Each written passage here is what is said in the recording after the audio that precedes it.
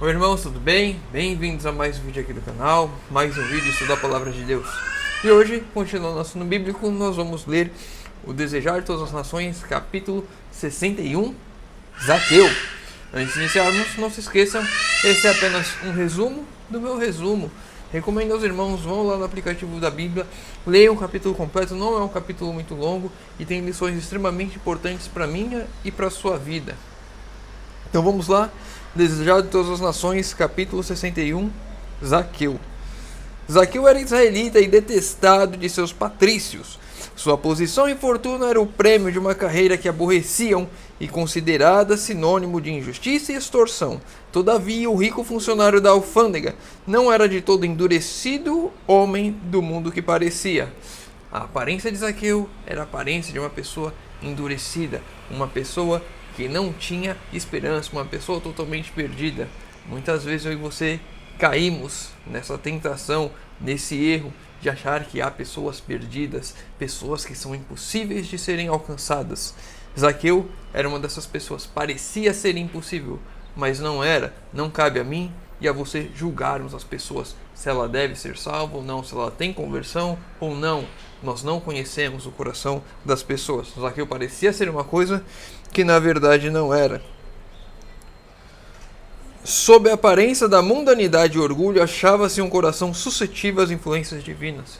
A aparência toda dele era uma aparência de uma pessoa totalmente caída e corrompida, mas por dentro havia um coração que estava pronto a ouvir as verdades de Deus e se converter. Zaqueu ouvira falar de Jesus, espalhara-se por toda a parte a fama daquele que se conduzira bondosa e cortesmente para a classe proscrita. Despertou-se neste chefe publicano o anelo de uma vida melhor. Então, quando ele conheceu Jesus, ele sentiu o desejo em si de uma vida melhor, uma vida transformada. A primeira coisa que surgiu no coração de Zaqueu, que já era suscetível às verdades divinas, era o desejo de uma vida melhor. Não cabe a mim e a você julgar quem merece o céu, quem não merece o céu. Isso é com Deus. Cabe a mim e a você levarmos o céu, levarmos Jesus a todos. E aí a pessoa decide se ela aceita ou não. Conhecia as Escrituras e estava convencido de que era injusto seu proceder. Ou seja, ele já conhecia as Escrituras. Era uma pessoa que estudava e sabia que estava em erro. Agora, ouvindo as palavras que diziam, por vir do grande mestre, sentiu-se pecador aos olhos de Deus. Todavia, o que ouvira dizer de Jesus acendeu-lhe a esperança no coração. Então aqui nós vemos que ele reconhecia ser pecador. E uma lição para mim e para você: não somos justos e nunca seremos por nós mesmos. Somos pecadores, miseráveis e carecemos da graça divina. E se arrependermos, Cristo pode sim viver em nós. É uma obra de Deus em nossas vidas. Devemos almejar essa obra, devemos buscar essa obra, mas reconhecemos que nós mesmos, por nós mesmos, somos miseráveis, pobres, cegos e nu. Por nós mesmos, se vamos à igreja, somos verdadeiros laodiceanos. Eu e você devemos buscar a Cristo para que Ele faça a transformação que eu não consigo em minha vida, para que as obras em minha vida não sejam minhas obras, sejam as obras de Cristo em mim. Todavia, que ouvira dizer de Jesus acendeu a esperança no coração. Arrependimento e reforma de vida eram possíveis mesmo para ele. Não importa o que você fez, arrependimento e reforma de vida é possível para você. Arrependimento e reforma de vida é possível para mim. Eu, que fui ateu, que blasfemava o tempo todo, que zombava de Deus, zombava daqueles que acreditavam, da fé dos outros, que estudava para debater, para mostrar com argumentos que a pessoa tinha uma fé fraca.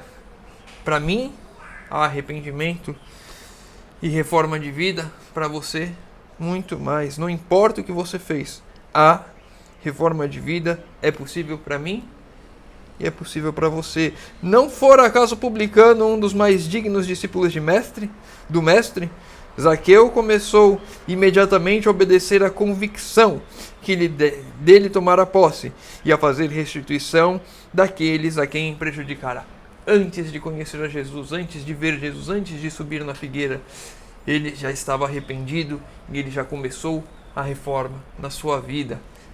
Por mais que você não conheça Cristo completamente, por mais que você ainda não conheça todas as verdades bíblicas, por mais que você não saiba tudo o que você tem que fazer, a reforma na sua vida, na minha vida, deve começar hoje, com aquilo que eu sei que eu devo fazer, com aquilo que eu sei que eu devo abandonar.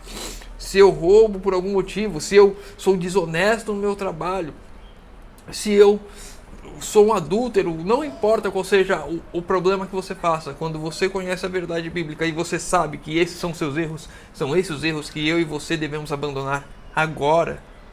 Antes mesmo de conhecer toda a verdade, eu não tenho que conhecer toda a verdade, não tenho que estudar toda a Bíblia, não tenho que estudar todos os livros de Espírito de Profecia, não preciso fazer tudo, conhecer tudo, me aprofundar em tudo antes de fazer a reforma, antes de mudar minha vida. Com o pouco que eu sei, eu já começo a mudar minha vida agora. E de glória em glória vou sendo transformado, contemplando a face de Deus, sendo transformado pouco a pouco, dia a dia, pela atuação do Santo Espírito em minha vida.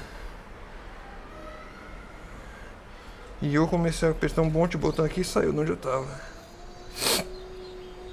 Começara já a volver atrás, ou seja, ele sabia o que estava errando e já começou a dar passos para trás naquilo que fazia. Ele roubava, ele extorquia e agora ele já não fazia mais e já restituiu as pessoas das quais ele assim tinha procedido.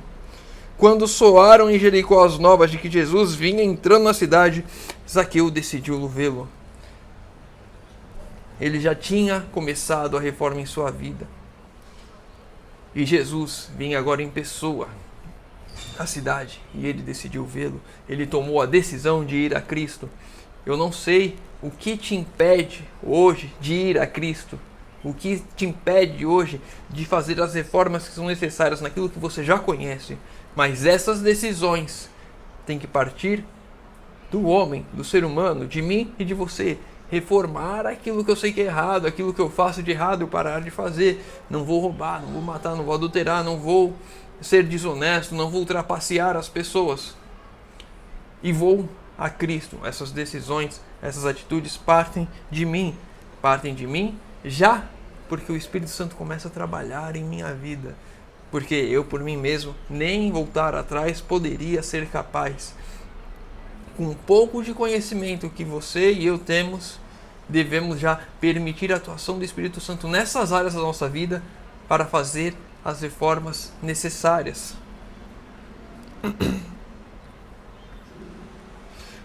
Principava a compreender quão amargos são os frutos do pecado e quão difícil é a senda daqueles que buscam voltar a uma carreira de erros. Como é difícil você ser conhecido pelos seus erros. Como é difícil você voltar atrás, como é difícil as pessoas agora compreenderem que você não faz mais aquilo. Você, por algum motivo, foi preso, você por algum motivo adulterou, as pessoas te conhecem por aquilo. O homem adúltero, o homem ladrão, por mais que você não faça mais aquilo, as pessoas continuam colocando esses rótulos. Devemos ter a ciência de que devemos fazer a reforma e seguir firmes, não importa o que a sociedade, o que as pessoas à nossa volta digam, pensem ou falem. Devemos nos decidir por Cristo, ir a Cristo e seguir permitindo a atuação do Santo Espírito em nossa vida, para que Ele faça essas reformas que nós não somos capazes de fazer. Ser mal compreendido enfrentava a suspeita e a desconfiança no esforço de corrigir seus erros. Dura coisa era de sofrer. Sempre que cometemos um erro, vamos sofrer por isso. Vamos ter as consequências disso. Por mais que tenhamos nos arrependido, por mais que não façamos mais aquilo, iremos sofrer por isso. O pecado deixa marcas. Há perdão? Sim, há perdão. Somos lavados e purificados no sangue de Cristo? Somos. Mas as consequências do pecado, elas ficam. O chefe de publicanos anelava contemplar o rosto daquele cujas palavras lhe infundiam esperança ao coração. Jesus era a esperança de que ele poderia de fato ter encontrado perdão, de que ele poderia de fato ter uma vida diferente, de que Deus poderia o perdoar. As pessoas continuavam falando e agindo como se ele continuasse sendo o mesmo ladrão.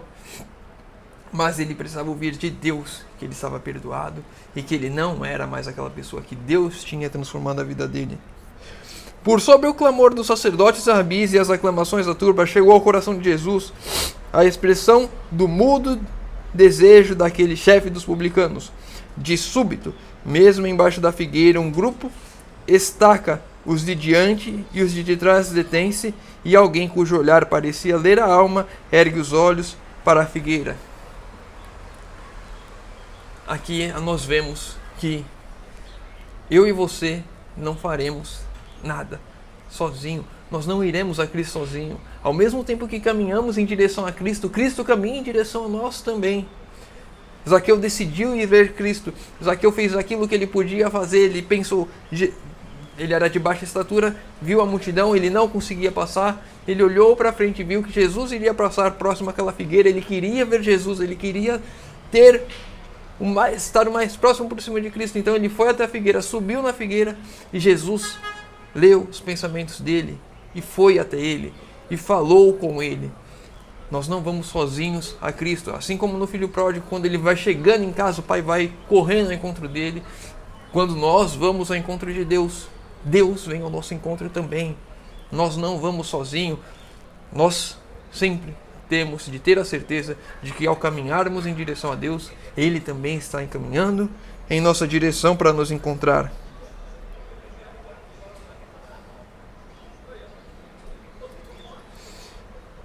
Zaqueu ficou abismado num deslumbramento e silencioso em face do amor e da condescendência de Cristo em rebaixar-se até ele tão indigno.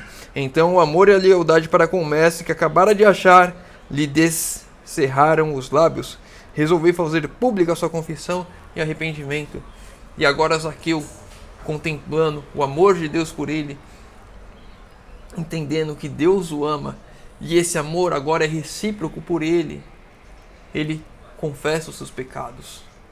Ele diz tudo aquilo que incomodava, tudo aquilo que ele já tinha convertido com o poder do Espírito Santo, que ele já não fazia mais, mas agora ele confessa publicamente e diz que restituiria ainda mais aqueles que ele não tinha ainda.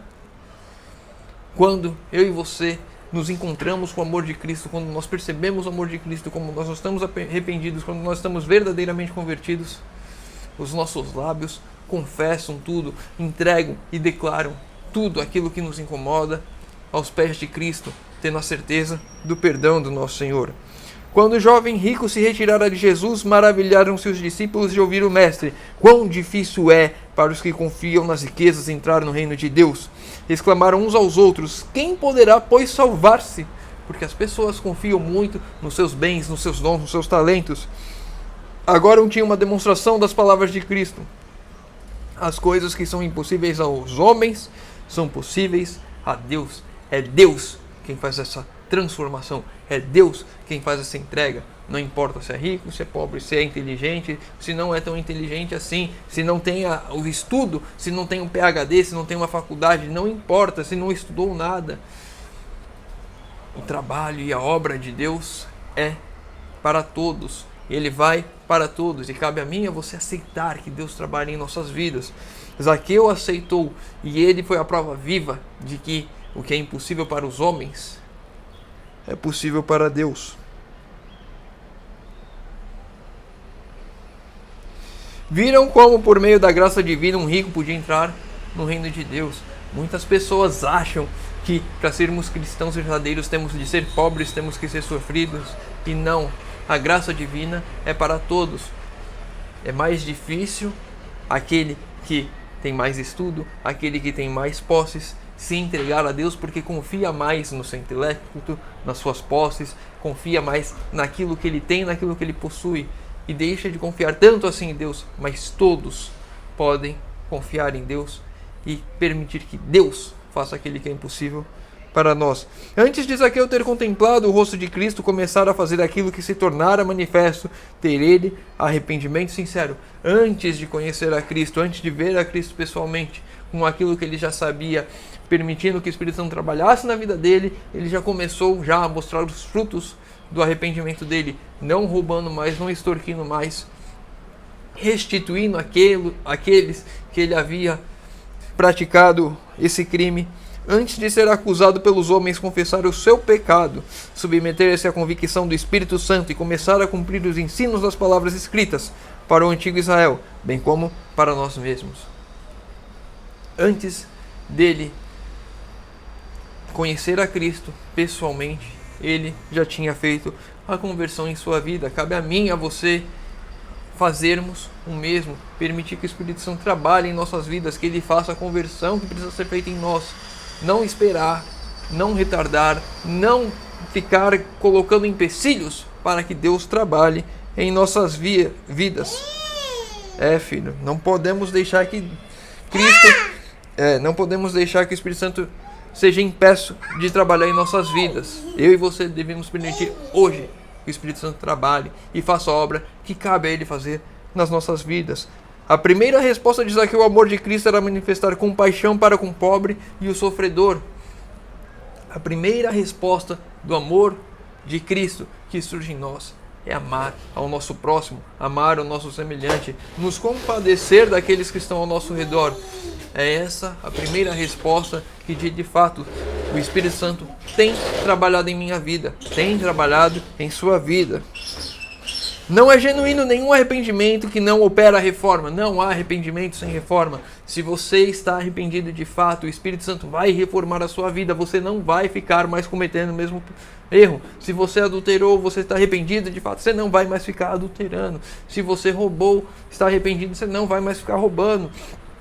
Não existe arrependimento sem reforma. Não existe mudança de vida sem reforma. A justiça de Cristo não é uma capa para encobrir pecados não confessados e não abandonados. É o princípio da vida que transforma o caráter e rege a conduta.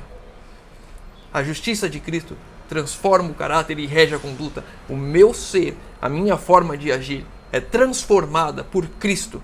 Essa é a justiça de Cristo. Não dá para mim falar que sou cristão e colocar uma capa de santidade e continuar nos mesmos pecados. A mudança da minha vida tem que acontecer hoje, agora, porque Cristo quer fazer essa mudança hoje, agora. Não é dia de brincar mais. Já passou o tempo, nunca teve esse tempo, mas se você pensou que podia ainda brincar de ser cristão, esse tempo já passou. Agora é tempo de mudança, é tempo da reforma na minha vida, na sua vida, que o Espírito Santo quer fazer hoje.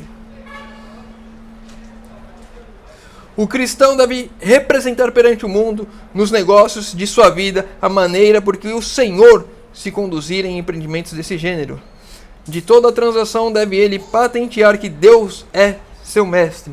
Tudo aquilo que fazemos deve demonstrar que somos regidos por Deus, que a obra de Deus é feita em nossas vidas. Os que professam ser seguidores de Cristo e são... Caleb, não puxa as plantinhas. Os que professam ser seguidores de Cristo e são injustos nos tratos, estão dando falsos testemunhos do caráter de um Deus santo, justo e misericordioso. Se você é injusto, se você é enganoso, se você é desonesto, você está mostrando totalmente o contrário que é Deus. Você não é de Deus. Quando Deus está em minha vida, quando Cristo me transforma, quando eu realmente permito que o Espírito Santo habite em mim, transforme a minha vida, eu não vou agir mais cometendo os mesmos pecados que antigamente. Para a gente encerrar, é quando se recebe Cristo como Salvador pessoal que sobrevém salvação à alma. A salvação provém quando nós recebemos a Cristo como nosso Salvador pessoal. Zaqueu recebeu a Jesus não somente como um hóspede de passagem em sua casa, mas como alguém que vem habitar no templo da alma. Quando de fato somos salvos, quando a salvação chega a nós, Jesus não vem como um hóspede. Jesus não vem quando eu estou na igreja. Jesus não vem quando eu estou fazendo um trabalho missionário. Jesus não vem quando eu estou dando estudo. Jesus vem para transformar o caráter, para mostrar os atos de justiça dele através da nossa conduta. Jesus trabalha e vive em nós quando nós de fato o aceitamos como nosso Salvador. Vamos encerrar por aqui, já estamos chegando já aos 20 minutos. Se ficou com alguma dúvida do que a gente conversou, deixa nos comentários. Se o irmão leu o capítulo completo, tem outro ponto que queira acrescentar aqui, ou algum outro ponto de dúvida, deixa nos comentários. Se pedir de oração, deixa nos comentários, que eu vou estar orando por todos. Convido os irmãos que puderem fechar os olhos para falarmos com Deus. Senhor Deus, Pai amado, obrigado, Senhor, porque mais uma vez temos a oportunidade de abrir a Tua palavra e de estudar. Senhor, te pedimos que o Senhor, por favor, venha trabalhar em nossas vidas, Senhor. Conhecemos um pouco só da Tua palavra, Senhor, ainda temos muito a conhecer, mas com um pouco que temos, Senhor, por favor, permita que o Santo Espírito trabalhe em nossas vidas e faça a obra de arrependimento em nossas vidas, Senhor, que de fato Cristo vive em nós, que possamos, Senhor, dar o nosso 100%, fazer tudo aquilo que é possível a nós, e o Senhor complete a obra, Senhor. Queremos caminhar em Tua direção e temos a certeza que quando assim fizermos, Senhor, o Senhor andará em nossa direção também, para nos encontrar, nos abraçar e transformar nossa vida. Pai querido, te pedimos isso em nome de Jesus. Amém. Meu irmão, fica com Deus e que Deus te abençoe.